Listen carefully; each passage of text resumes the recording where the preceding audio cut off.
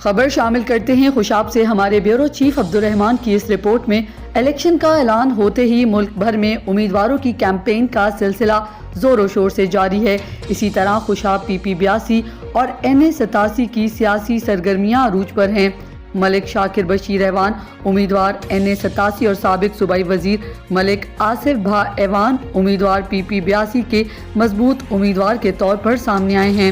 حلقے کے نامور ذمہ دار معروف شخصیات سردار اورنگزیب عرف زبین جٹ بلوچ، اکبر خان جٹ بلوچ، حاجی جاوید خان جٹ بلوچ سمیت جٹ بلوچ برادری بشمول مہر ارائیں برادری، بھٹی برادری اور جوئیاں برادری نے ایک کارنر میٹنگ میں ملک آصف بھا ایوان کے حق میں دعائے خیر دے دی۔ تمام برادریوں نے ملک آصف بھا ایوان اور ملک شاکر بشیر ایوان پر اعتماد کا اظہار کیا ہے۔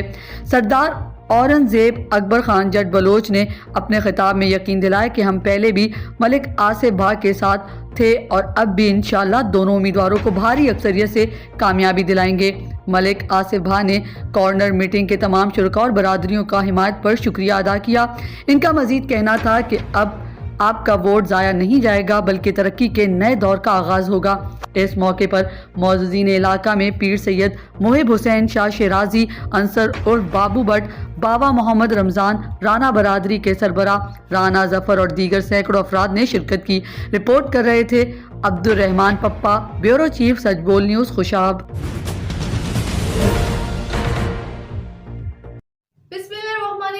السلام علیکم، آپ دیکھ رہے ہیں پاک انٹرنیشنل نیوز HD اور میں ہوں آپ کی میزبان سنبل ضیاء۔